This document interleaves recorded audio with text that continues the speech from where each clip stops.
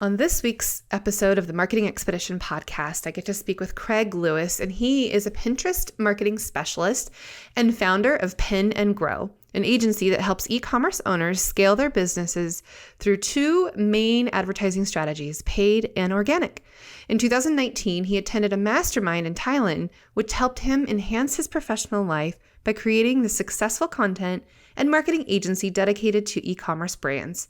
In 2021, his company became one of the very few Pinterest-approved partners in the world, allowing him to offer unique customized services to e-com owners using Pinterest. Craig and his team of specialists are ready to show e-com businesses new ways to achieve their full potential, helping them increase sales and build authority with this often overlooked and underutilized growth platform. And now it's time for the marketing essentials, the basics that you need to help you build your brand and your bottom line. So, what I wanted to talk about today, leaders are readers. And marketing leaders are readers too. And so I wanted to just share with you some of the books that we have curated in our library, if you will. We've got lots of books that we read. But I wanted to just kind of give some shout outs to some of the books that I think that you need to have on your bookshelf and on your nightstand and to look at. So number one is Socialnomics by Eric Qualman. And by the way, I did get to interview him on a podcast a while ago. So go back and look for that episode. But Socialnomics and How Social Media Transforms the Way We Live and Do Business by Eric Qualman. And another one is The Focus Project by Equalman or Eric Qualman. The Focus Project, The Not So Simple Art of Doing Less by Eric Qualman. Then, of course, a goodie but oldie and classic that you need to have in your bookshelf is The 22 Immutable Laws of Marketing. Violate Them at Your Own Risk by Al Ries and Jack Trout, authors of the bestseller Positioning as well.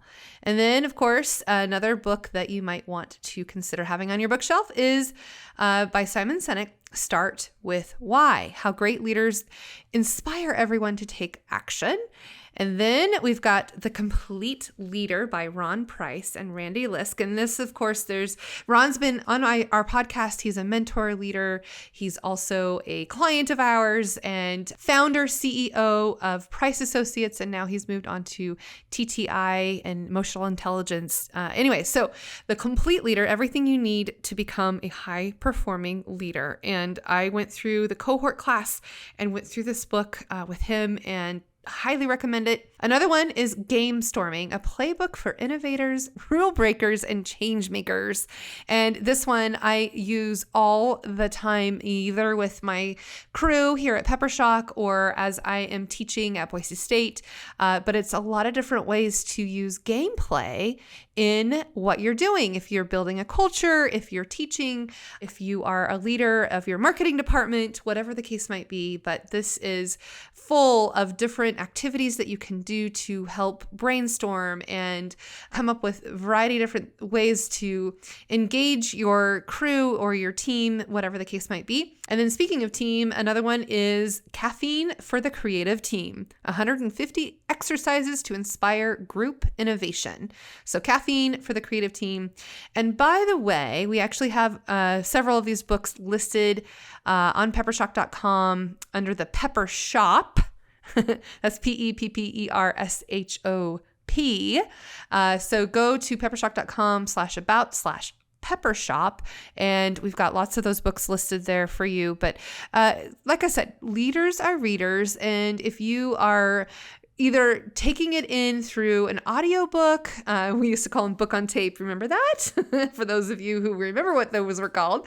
But having an audiobook or some sort of audio, like Audible or any of those that you can play the books and listen to them in your car, just like you listen to this podcast right now, right? And being able to have those resources and learning and just understanding and continuously reading as much as you can, when you can, will help elevate your business in one way or another. It'll help elevate your marketing and your budget and your planning and all the things that you're doing and thinking how you can move the needle in one way or another, whether it's in your leadership style, whether it's in your business, whether it's in your marketing strategy, whatever the case might be. These are some books that you can lean on to have on your bookshelf and look at and reference as needed. So peppershock.com/about/peppershop to get your books now. And now let's get into our interview with Craig. You're in for a lot of interest in Pinterest.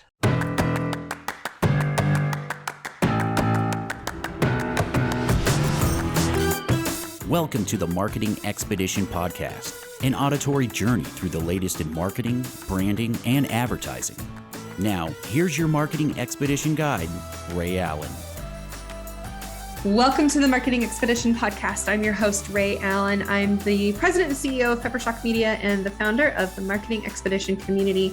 And today's guest, we have Craig Lewis with us. Welcome to the show, Craig. Hi, thank you for asking me to be here. And I'm super excited to share what is that we've learned over the last couple of years with Pinterest, with the audience. So excited to be here today. Absolutely. Okay, but first, before we get to Pinterest, I always like to ask a little bit more about you and what got you to where you are and where you're at now, which I think is fascinating. And of course, your accent gives us a little bit of a prelude to that. So share a little bit about yourself first, Craig. Yeah, thanks. That's an awesome place to start. So I'm originally from Wales in the UK. It's quite interesting, like not many people from Wales tend to do this type of stuff. Like I've been traveling, I left the UK in 2017 for Southeast Asia, Europe, and then back to the UK for a while. And I've still not met any Welsh people on my travels since. So there's like a small percentage of us that seem to do this type of stuff. I'm still waiting to meet someone from Wales, which would be interesting. I left the UK in 2017 after graduating from university when I was a mature student at the age of, I can't remember the age, 31, 32. The intention was to be a strength and conditioning coach and sports scientist. The degree went well, finished with a first class honors, but the roles that came after it, they didn't align with what I wanted, and they didn't work out for whatever reason. And I basically made a decision along with my girlfriend that I would never allow somebody else to be in that much influence of my path.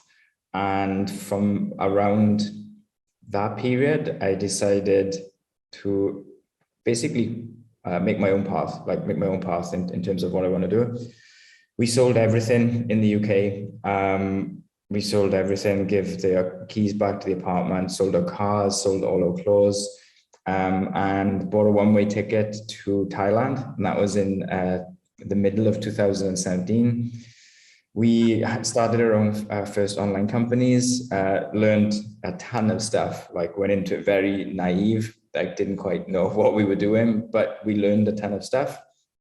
And went back to the UK, traveled around Europe for a bit. That first company didn't work out, but what I'd learned in the process was, I didn't realize at the time, but it was quite a unique skill. And this was feedback I had from people. And fast forward to 2019, I was in a mastermind, and essentially the people in the mastermind said, you've learned something. And if you ever want to help other business owners with Pinterest, we would be interested.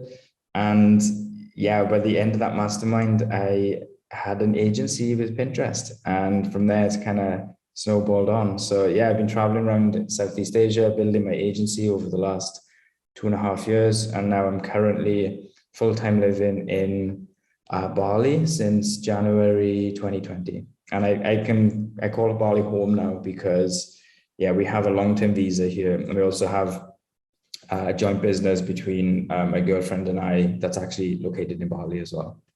So I just am fascinated with your journey that you've taken so far. And so why do you want to stay in Bali? What makes you want to stay there? Yeah, it's a good question. There are obviously many different places that are all like island style, like there's plenty of places.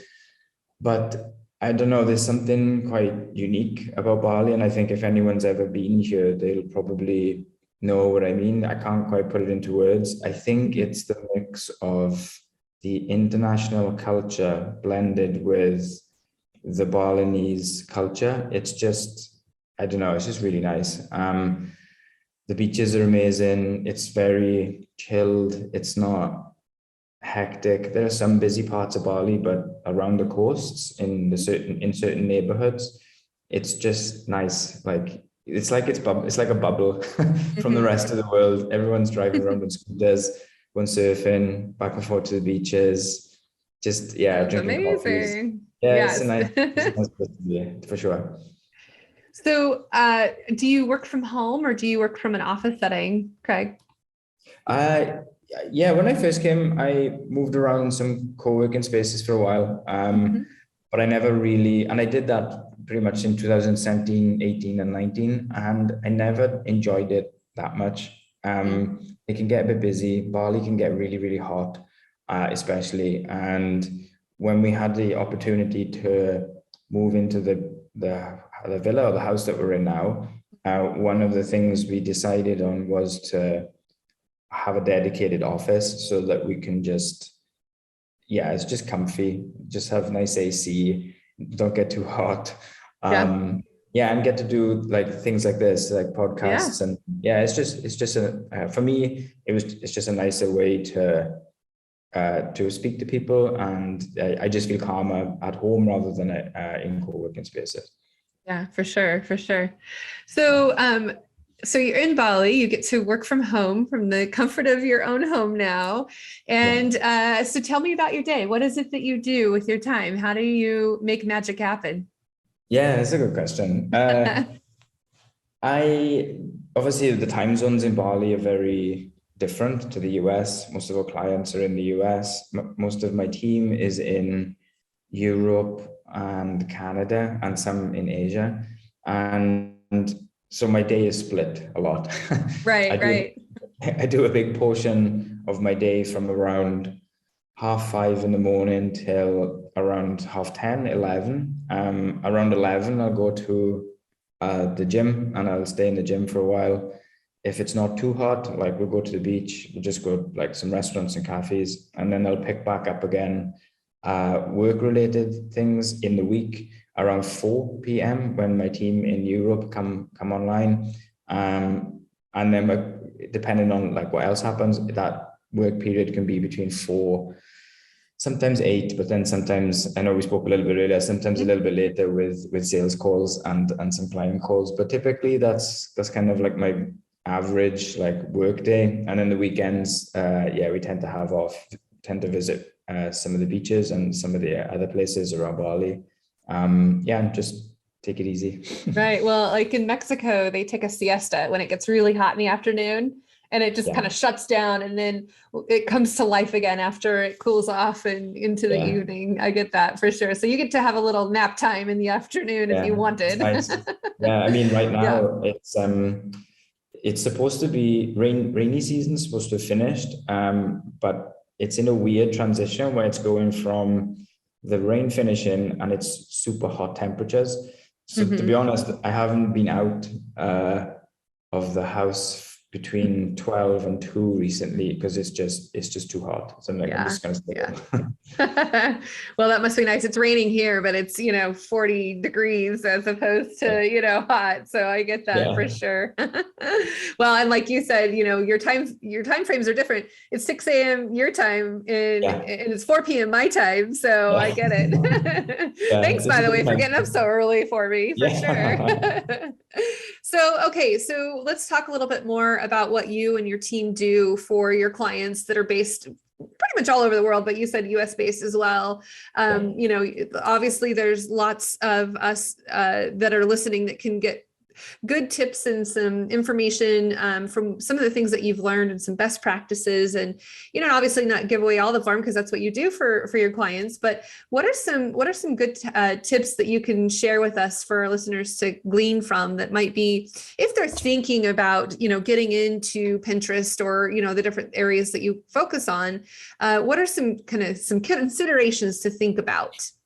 Yeah, that's a good question. I think so. The first thing I would say is before I get into the tips and like how to like best practices, a Yeah. common like misconception or a common issue that comes up is most people that we work with before we start working with them, and just people that we speak to in general who are interested in Pinterest, they assume that Pinterest is a social media platform, but it's actually a search engine. And they've some of them have attempted to use Pinterest in the past, but they approach it like a social media platform and not a search engine. So I think it's important to like lay that bit out from the beginning. And I think if anyone listening to this goes and uses Pinterest, approach it with the mindset of keywords and ranking, and you'll be way better positioned for results than you would if you were to look for likes and just other stuff that doesn't matter that much compared to the keywords and the SEO.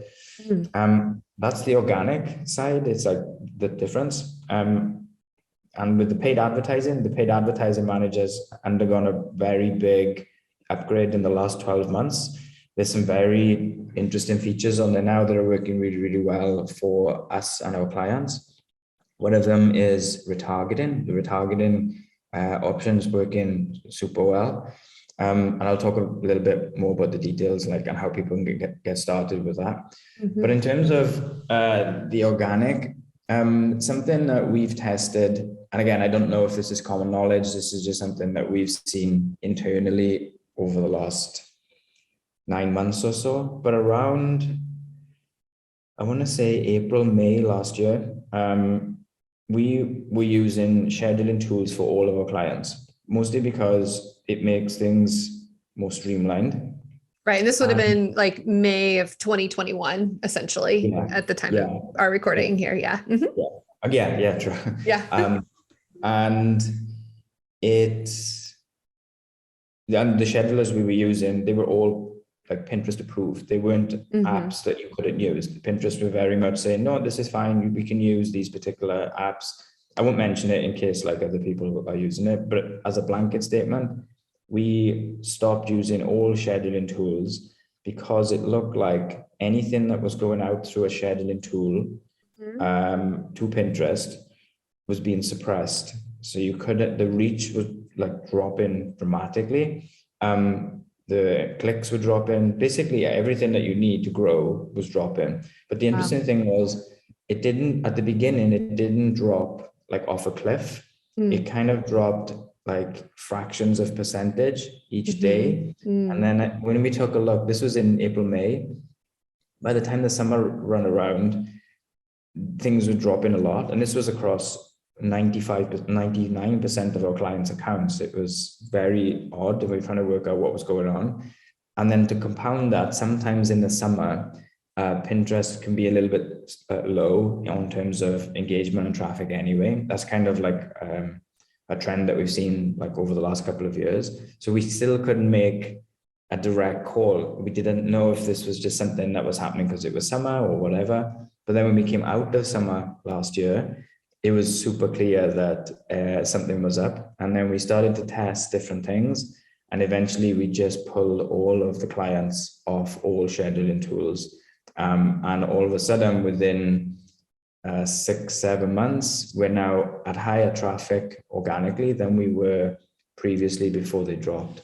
So we switched everything from scheduling tools over to manually pinning. But Pinterest does have its own scheduling capabilities. You can post 14 days in advance. You can use times, dates, all of that good stuff. So you still don't have the ability to plan like months in advance, but you can do 2 weeks at a time, and that's working really, really well for us. And it's made a huge difference. So to use the inherent scheduling tool within Pinterest, not a third-party scheduling tool.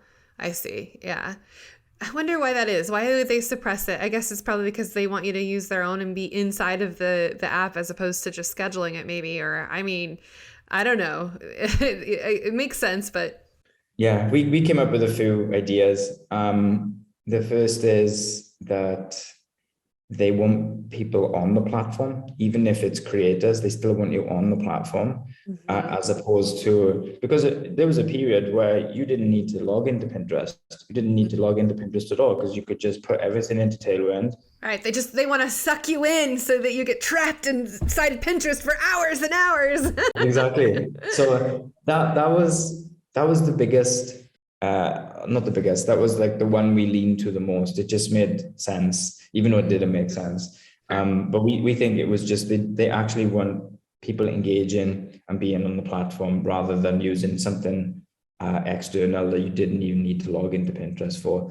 Again, this is just our findings. Somebody else may say like it didn't happen, but at the time we were seeing like anything from 50 to 60, 70 different clients' accounts back when this was happening, like all following the same trend. And then when we pulled them all, they all followed the same upward trend. Again, it might have been a huge coincidence, but the volume of accounts this was happening to, it means we just had to do something. We had to figure out what was going on, because we couldn't continue like that. So I think that's a good tip for someone using the organic, for sure. The other one is Pinterest changed a couple of times last year, and one of the main changes, which I actually think has benefited content creators and e-commerce brands definitely in particular, is actually two things I think have helped. The first is you can only now, you can not do this, and that's entirely up to you and whoever does this, but we only pin the same pin once. So before, like, and I did this myself in 2017, 2018, beginning of 2019, you could recycle the same content over and over and over again. If you had a really viral pin, you could easily just pin it again and it would go again. Go again, yeah. It would continue. That's gone, like totally gone. If you were to continue doing that strategy, a couple of things would happen. First off, that pin would decline dramatically. Then if you continue to do that, hoping the more I pin, the bigger it will go, it's very likely the account will get shut down. Wow. That process is kind of not available anymore. We just pin one pin once to the most suitable, relevant board on Pinterest. And that's working well. I actually think that's added value to the platform. You don't see the same stuff being regurgitated constantly on the platform. You actually see new ideas, which from a user perspective, from Pinterest eyes, is like, this is exactly like what we want to do. This is exactly what we think is adding value to the to the user. And now a word about our sponsor, Abriva. Abriva is a 100% free-to-use app that uses data science and machine learning to track your everyday habits and lets you know what you are doing well in areas that span across health, finances, career, relationships, and the community. And in the process, your insurance covers grows weekly with your positive habits, but never decreases for less than ideal ones. We've been using the Abriva app, and it's 100% free, and it's really awesome. It improves your well-being and rewards up to $11,000 in life and medical insurance at no cost to you. Go to peppershock.com/offers to find out more. So do you think then, so you said same content, so can you use the same image but then different verbiage that goes along with it? And that's okay? Or if you use the same image twice, then that's a no-no? Yeah, good question. So to give you an idea, for some of our clients, we create anything from 100 pins to 150 pins per month. What we tend to do is we tend to make anything from 3 to 10 images per piece of content, and we will publish those in a month. The difference is we will use the same image, but we will change the entire look of it. We will move the text to the bottom if it's at the top. We will change the text. We will add a subtitle in. If you have a good design team if you're a good designer yourself, you can have the same image and just do multiple different things with it. So you don't necessarily need something constantly all of the time, but it does need to be different, whether it's colors, fonts, text, size, position, style, like all of that stuff's going to matter.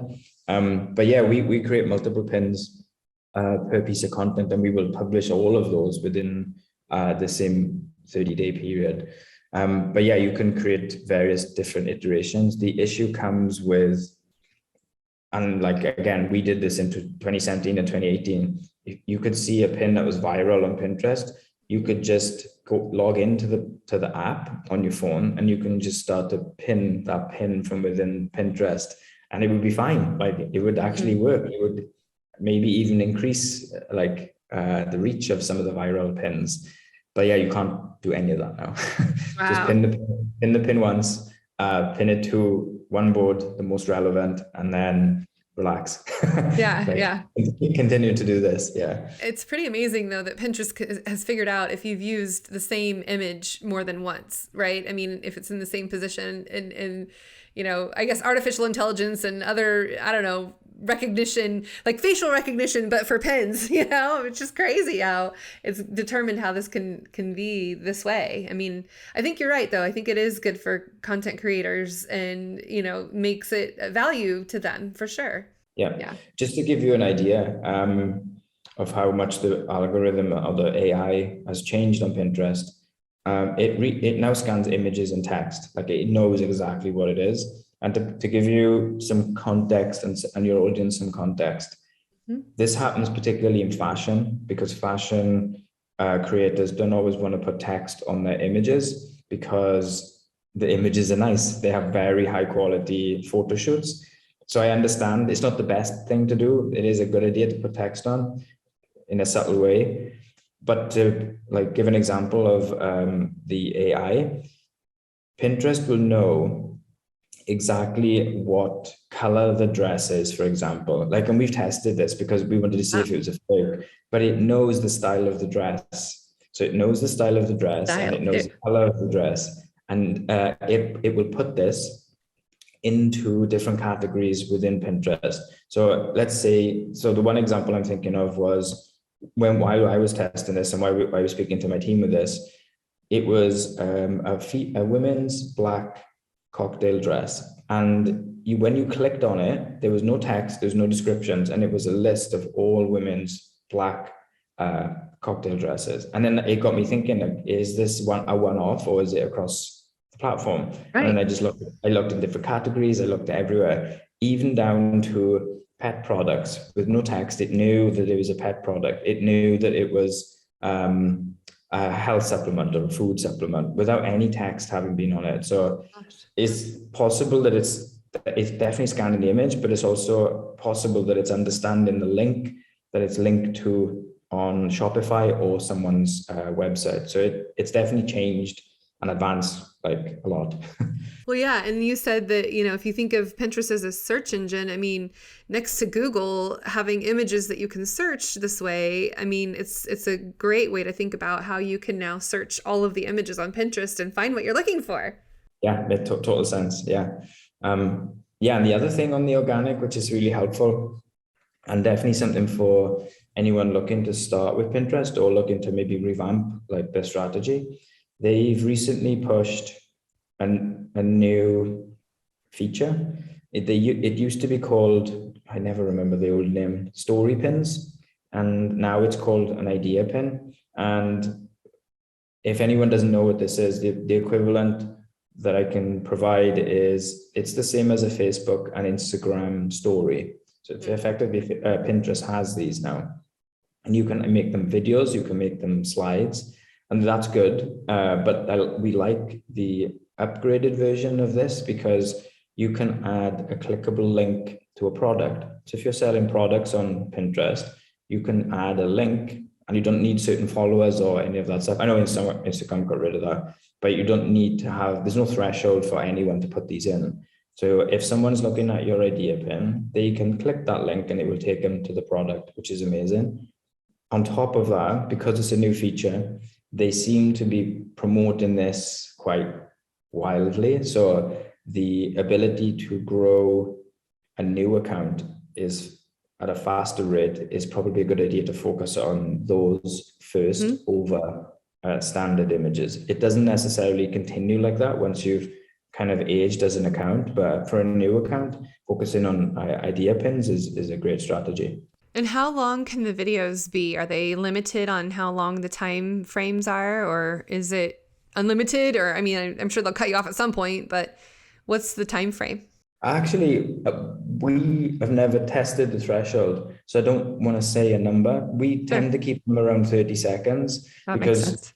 yeah, just most people's attention is not. You're not going to get much longer than that. Yeah. No. Yeah. So yeah, we just, from day one, we just said, keep them as clean, as crisp, and as short as possible with the given context, because I don't know how many people would watch like a minute past. I think they're a minute. I may be totally wrong, but yeah, we've just kept it Short when and sweet. possible. Yeah, short and sweet. Yeah. So wait, give me an example of a Pinterest video that you've put onto the idea pen. Yeah. I almost said idea reel, but that wasn't right either. Idea pen. Yeah. So yeah, give me an example. Yeah, it's a good question. So we tested tons of stuff. So an idea that somebody could use is to take some user-generated content. So somebody using that's provided a testimonial for you, and have that as the video. So you just have someone speaking into it, and then you can have some text overlay, and then you can have, once the testimonial is finished, you can have your product image. So testimonials work well. Lifestyle videos work really, really well, providing it has context to the thing that you're talking about. Obviously, if you have something that's irrelevant, it's not going to probably perform that well. But yeah, user-generated content, so like testimonials and people using products, that works quite well.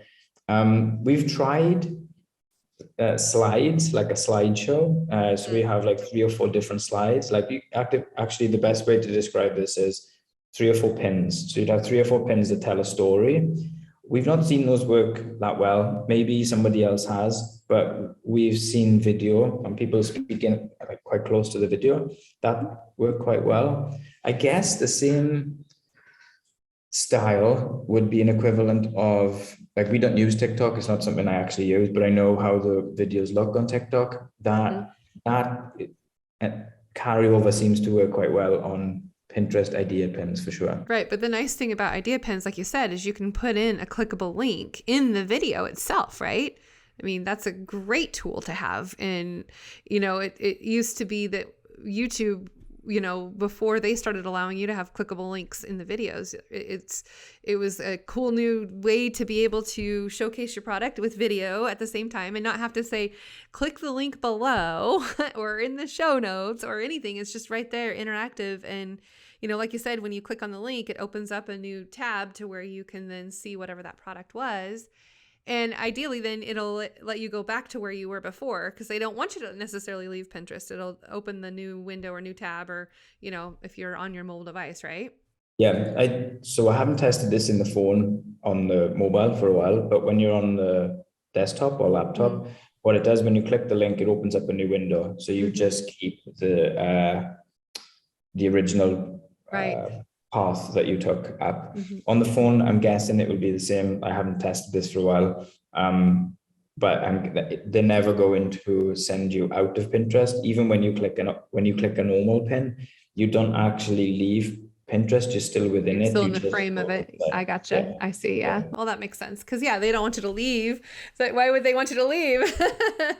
Same reason why they don't want you to, reuse the same things. They want you to stay in, and scheduling too. They want you to stay in and be consumed by Pinterest. I love it. So think about when somebody is thinking, okay, all right, you've convinced me. I need to use Pinterest. And you mentioned, start with the idea pins. What are some other things that people need to consider when wanting to bring their product or service to Pinterest? What's going to be, from a business perspective, helpful for them to know before they start into this new endeavor for them?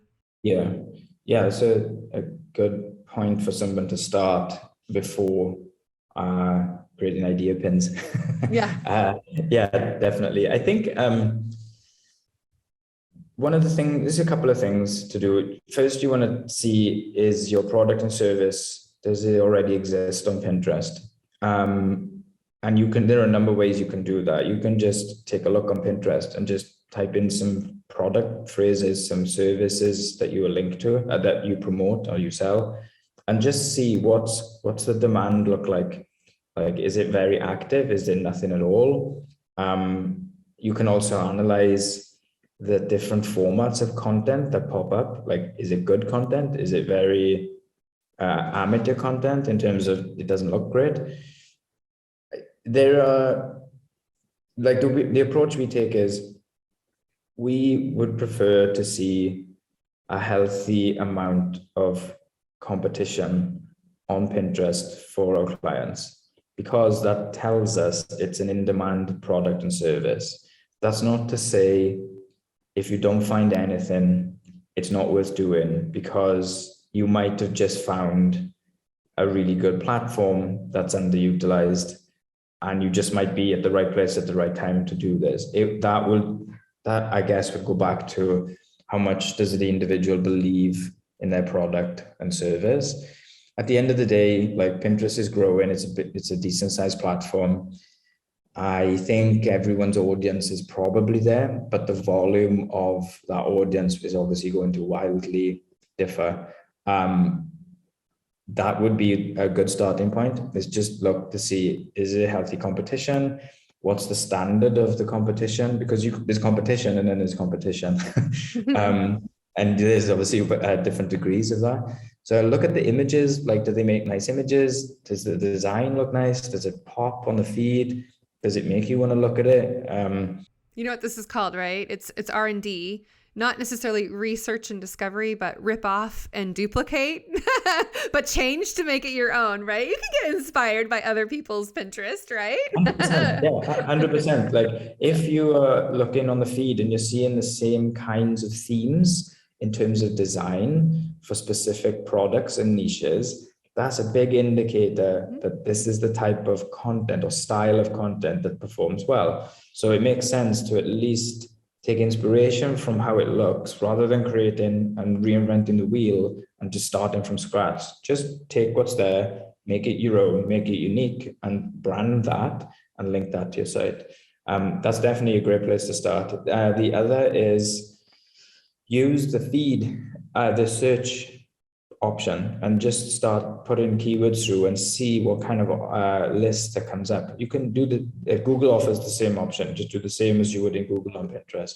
And that will give you an idea. So is it a large alternative? Are people looking for products related to your terms? Are they looking for solutions to keywords? It just gives you an idea for content creation, how to present your services and products.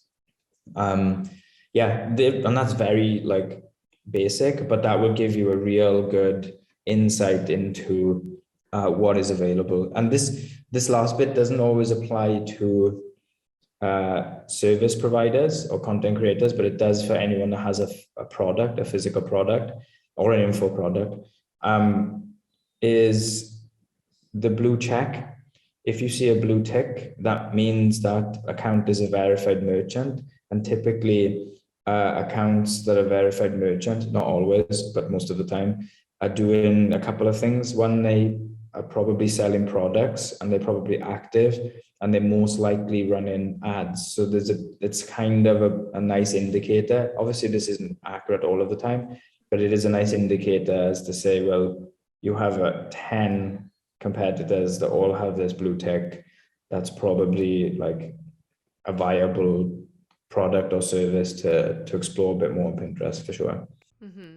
Yeah, no, that's a great way to go about it. I mean, obviously, if you find a competitor that you want to emulate or get inspiration from, I mean, that's the one hand is it's going to be highly competitive, but on the other hand, it's a good way to at least understand what's working and what's not working, and then, you know, carve your own path, make your own way, right? And through this whole marketing journey that we're going on, right? Yeah.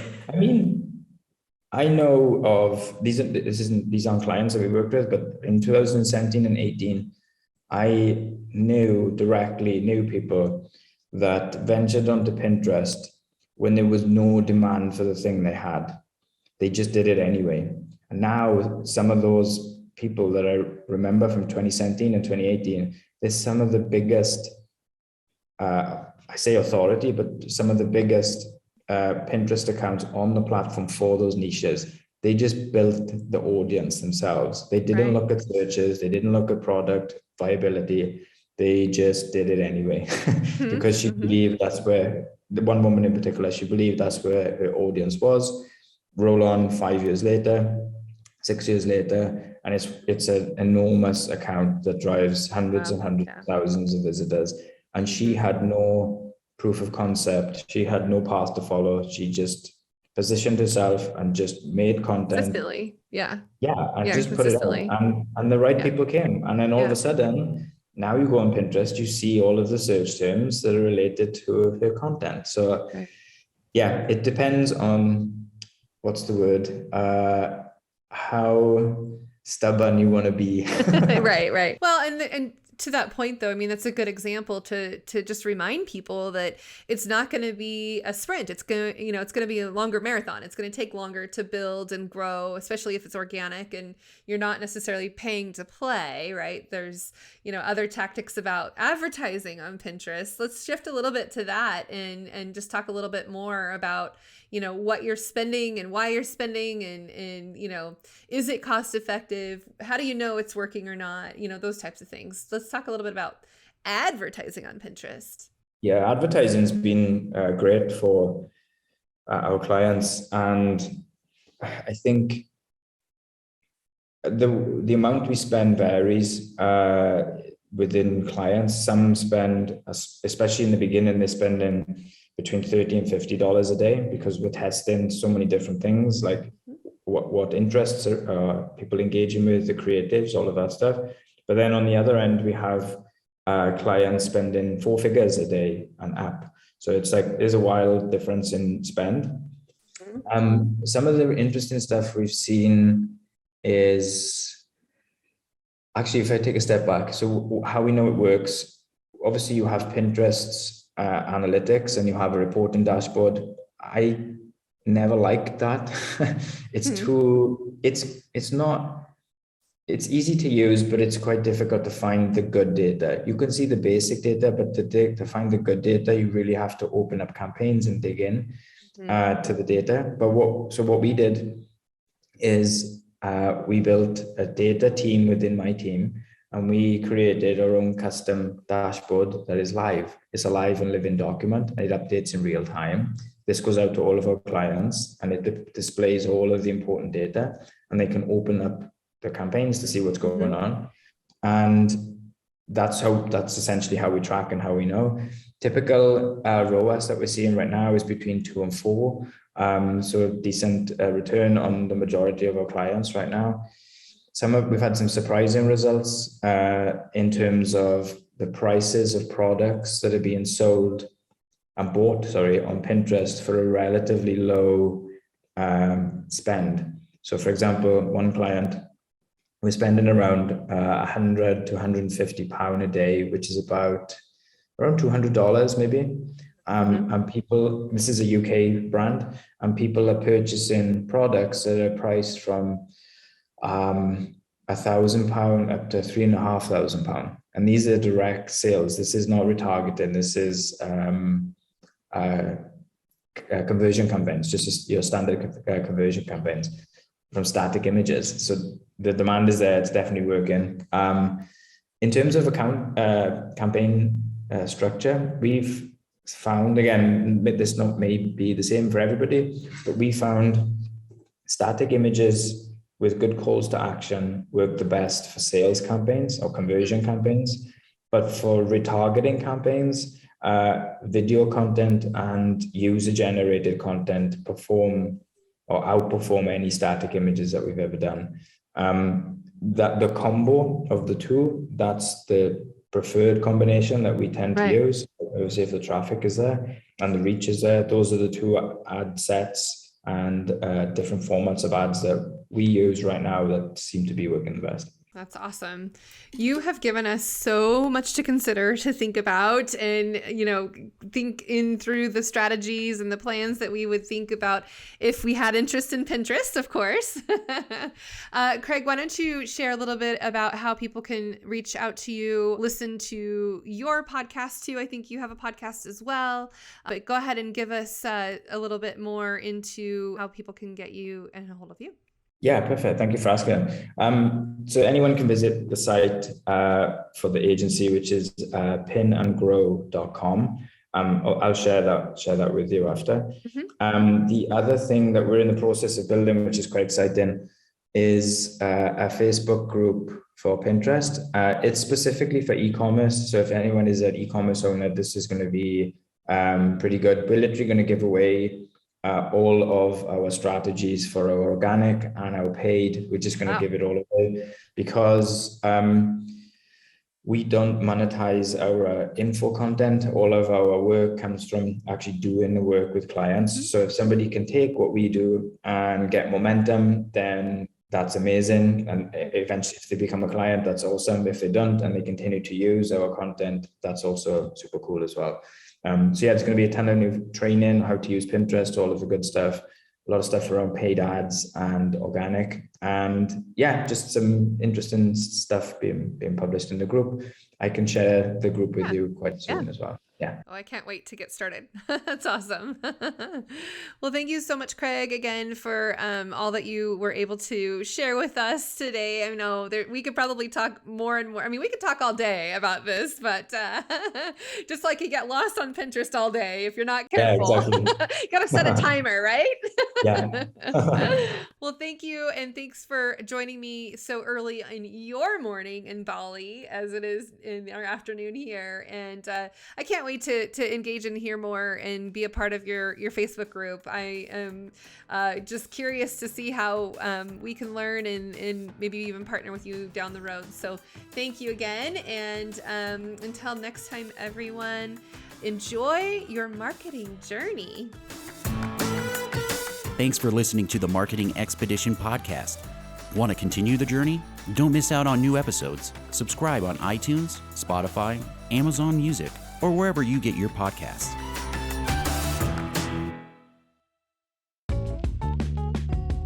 Wouldn't it be great if there was one place you can go to get all the latest information and tips about marketing and advertising? The Marketing Expedition community is that place. People like you gather in our online community to build relationships with others and find the latest marketing trends, tactics, tools, and technology. We help you build your brand and your bottom line. Start your adventure today. Visit themarketingexpedition.com to find out more.